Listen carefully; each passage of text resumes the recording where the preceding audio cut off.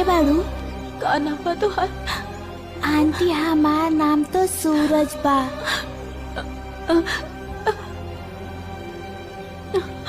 हाँ बाबू, हम ही तोहार असली माई है। 9 महीना पेट में रख के तोरा के पैदा कइले बानी। ई के है जे अपना के हमार माई कहा तारी?